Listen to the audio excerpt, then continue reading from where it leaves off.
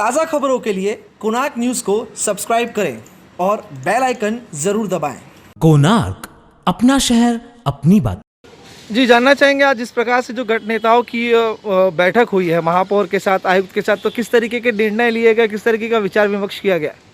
देखिए, आज 12 बजे हमारे माननीय महापौर जी के कार्यालय में सभी गट नेताओं की एक बैठक हुई, जिसमें माननीय आयुक्त जी भी उपस्थित थे। हमारे विरोधी पक्ष नेता किशोर वनवारी जी, सभागृह नेता राजेंद्र चौधरी जी, अरुण आशान जी, बोडारे जी, कई गणमान्य व्यक्ति उसमें उपस्थित थे। माननीय आयुक्त जी ने, जिनको आकर के 3 दिन हुआ है, बहुत अच्छी तरह से, मैं ऐसे भी कह सकूं तो अतिशयोक्ति नहीं होगी कि 3 महीने में जो नहीं हुआ है कार्य, वो 3 दिन में उन्होंने जो देखा है वो हमारे सामने रखा। क्योंकि हमारे जो आयुक्त हैं राजा दयानिधि जी, वो स्वयं डॉक्टर भी हैं और IAS ऑफिसर हैं। उन्होंने 3 दिन में सभी हॉस्पिटलों का दौरा किया और बहुत सारी कमियां, यहाँ तक कि आयुक्त ने यह भी माना कि जैसे 3 महीनों में सत्ताधारी पक्ष, शासन और प्रशासन ने कोरोना के विषय में कुछ भी नहीं किया है, जीरो काम किया है। माननीय आयुक्त ने कहा कि कोरोना के जो पेशेंट हैं पॉजिटिव, उनको भी 3 कैटेगरियों में रखना है। जो निम्न हैं, जिनके अंदर कुछ भी सिम्टम्स नहीं है, उनका हॉस्पिटल अलग होना चाहिए। मध्यम, जिनके अंदर सोरे सिम्टम्स हैं, जिनको ऑक्सीजन की आवश्यकता है, उनको अलग जगह रखना है। और तीव्र, जो ज़्यादा संवेदनशील हैं, जिनको सांस लेने में दिक्कत होती है, ऑक्सीजन की भी ज़रूरत है, वेंटिलेटर की भी ज़रूरत है, ऐसे लोगों को अलग हॉस्पिटल में रखना है। तो कोरोना के भी कम से कम 1000 बेड के हॉस्पिटल इस शहर में होने चाहिए, ऐसा माननीय आयुक्त जी ने माना। और जो लोग कोरोना का टेस्ट कराते हैं और 6 दिन 7 दिन लग जाते हैं, उसके बीच में अगर उनकी तबीयत खराब हो जाती है, तो वो लोगों के लिए कोई दवाखाना नहीं है, उनके लिए कोई हॉस्पिटल नहीं है। तो आयुक्त जी ने वो बात भी मानी, ये बराबर है, कम से कम 100 से 150 बेड ऐसे होने चाहिए।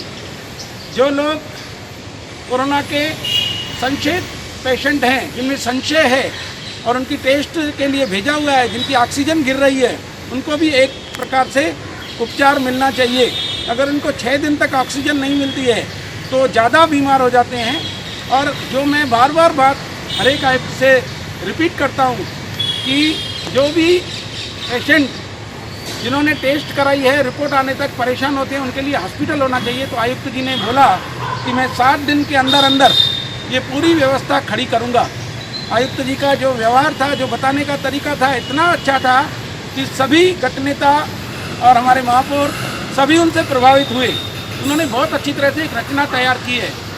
हमने कहा कि 7 दिन क्यों लगते हैं रिपोर्ट में, उन्होंने कहा है कि मेरी कोशिश ये भी रहेगी कि मैं यहाँ पर ही उल्लासनगर में लैब तैयार करूँ और यहाँ पर ही रिपोर्ट हो, जो कि 2 दिन में 1 दिन में आ जाएगी। और आज 4 बजे उन्होंने सभी जो 4-5 लैब हैं बड़े बड़े मुंबई के, उनको भी बुलाया था, उनसे भी बैठक की थी। इन 3 दिनों के अंदर वो 1 मिनट भी बैठे नहीं हैं, बहुत अच्छी तरह कार्य कर रहे हैं। हमें यकीन है कि विपक्ष की तरफ से जो मांगे हैं वो सब पूरी होंगी और इस शहर में ये जो महामारी है, जो लोग परेशान हैं, उसको राहत मिलेगी।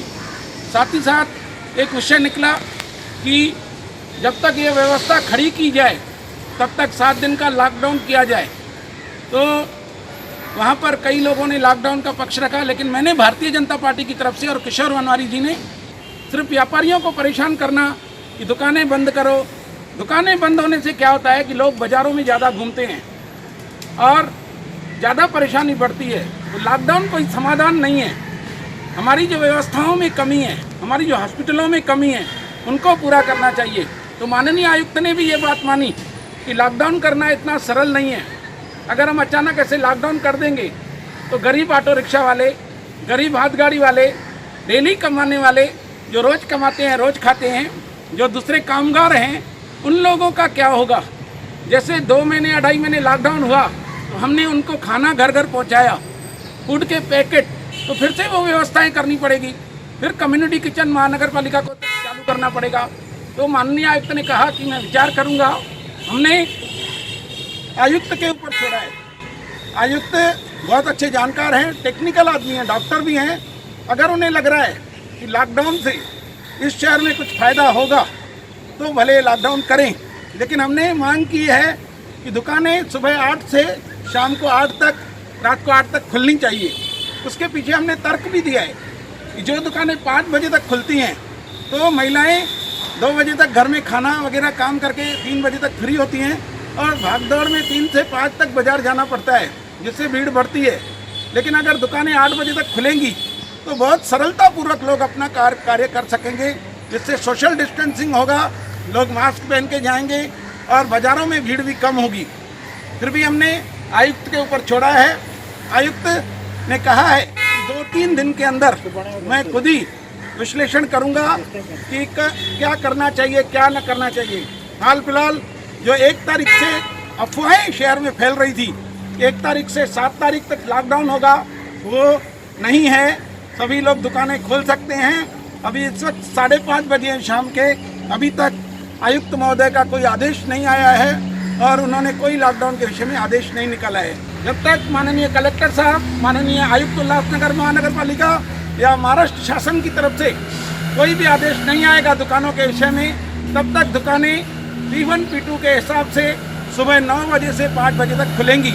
इसमें कोई भी बंधन नहीं है, सब लोग अपनी दुकानें खोल सकते हैं। कोणार्क, अपना शहर अपनी बातें।